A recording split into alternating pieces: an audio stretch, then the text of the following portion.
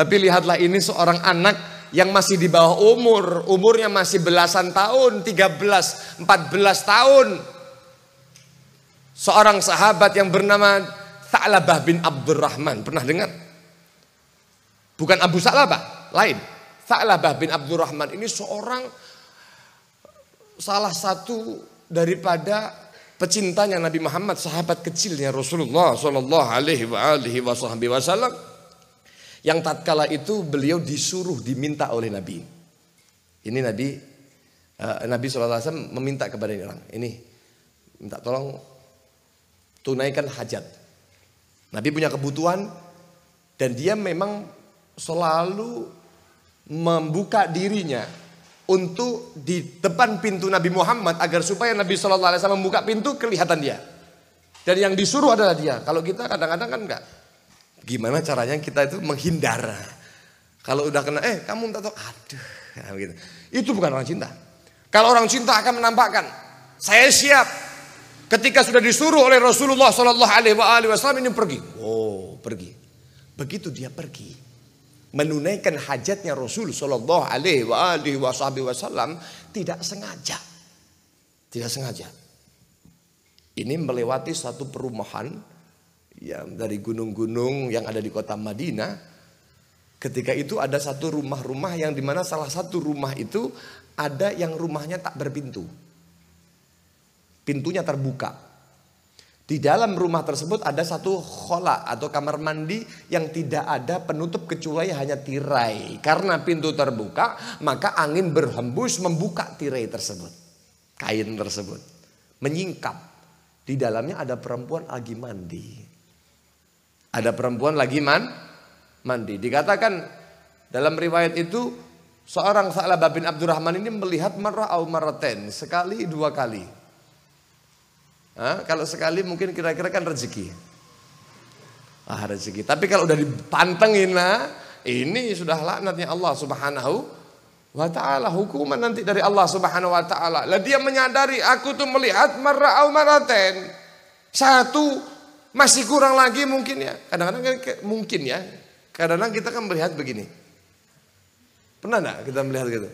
Melihat sesuatu yang tidak jelas, apa tadi itu ya? Sudah ada gambaran sih orang mandi, tapi masih dilihat lagi.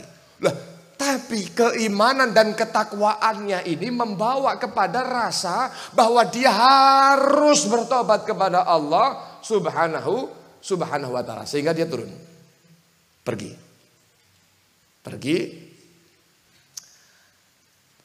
Kemudian dia menangis, menyesali semua perbuatannya. Sampai-sampai orang ini tidak berani pulang menghadap Nabi SAW. Apa alasannya? Mataku ini telah saya kotori dengan perbuatan maksiat yang tidak disenangi oleh Rasul, yang dimurkai oleh Nabi Muhammad. Saya tidak pantas melihatkan mata saya yang sudah kotor ini kepada kemuliaan Nabi Muhammad. Berhari-hari tak muncul.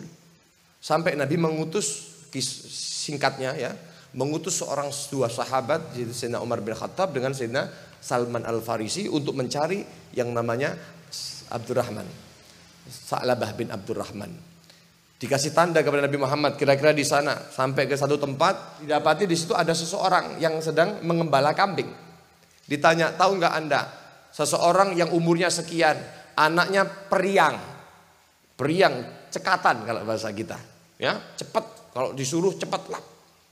Karena Sayyidina Abdurrahman pada waktu berangkat itu, Tha'labah bin Abdurrahman ini lari. Sampai ditanya oleh sahabat, kenapa kau lari? Ya, karena aku menyelesaikan hajat Nabi Muhammad. Setelah selesai aku pengen lagi-lagi memandang Nabi Muhammad Sallallahu Alaihi Wasallam.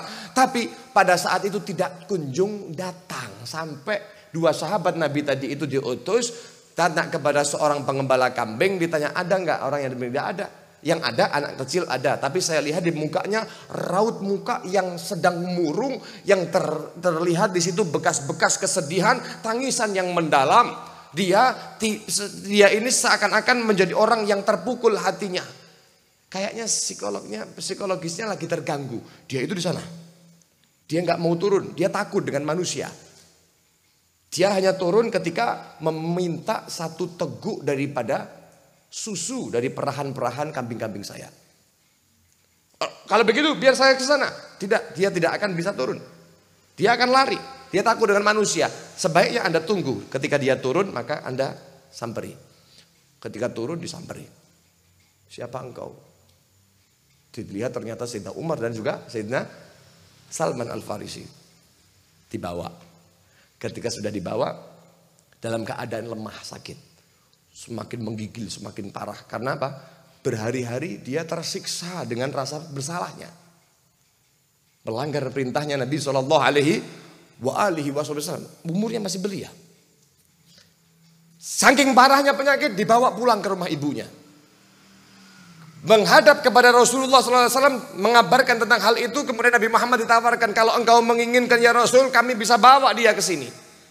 Atau jika kau berkenan, kau akan mendatanginya di sana. Aku akan mendatanginya. Didatangi oleh Rasulullah SAW ke tempat seorang Sa'labah bin Abdurrahman. Lalu dilihatnya Sa'labah bin Abdurrahman sedang terbaring. Nabi Muhammad duduk di dekat Sa'labah bin Abdurrahman, diangkat kepalanya, ditaruh di fahidnya, ditaruh di ininya, apa namanya ini? Pahanya. Ini seorang sahabat yang mencintai Nabi Muhammad menggelundungkan kepalanya, enggan untuk duduk di atas pahanya. Kenapa? Karena merasa tidak pantas. Di kepalaku ada 2 bola mata yang telah bermaksiat daripada perintahnya Rasulullah SAW. Dikembalikan Nabi Muhammad, digelondongan kembali, begitu seterusnya. Sehingga Nabi Muhammad SAW melihat tangisan yang luar biasa, ditanya, wahai Sa'labah bin Abdurrahman, apa yang kau inginkan? Ridhamu wahai Nabi, ampunan dari Allah Subhanahu wa taala. Aku menginginkan itu semua, kata Nabi SAW. Ya, kok aku mintakan kepada Allah Subhanahu wa taala ampunan. Tapi wahai Sa'labah, aku melihat bahwasanya di dalam tubuhmu ada semacam semut yang berjalan, yang itu adalah tanda daripada kematianmu. Tanda ajalmu telah mau keluar daripada tubuhmu. Nyawamu hendak keluar daripada tubuhmu wahai Sa'labah. Kemudian seorang ini dituntun oleh Nabi SAW. Ucapkan syahadat. Ucapkan asyhadu an la ilaha illallah, asyhadu anna Muhammadar Rasulullah. Meninggal dunia. Setelah itu Nabi Muhammad yang mengkafaninya, memandikan, mengkafankan, bawa ke kuburnya. Nabi SAW ketika mengantarkan ke kubur, beliau itu seakan-akan terseok-seok dalam berjalannya, jalan menggunakan ujung-ujung jarinya. Ditanya, kenapa engkau demikian wahai Nabi? Dikatakan, demi Allah, malaikat-malaikatnya Allah Subhanahu wa taala turun untuk bertakziah, menghormati seorang sahabat Nabi SAW, Sa'labah bin Abdurrahman. Sallallahu ala Nabi Muhammad.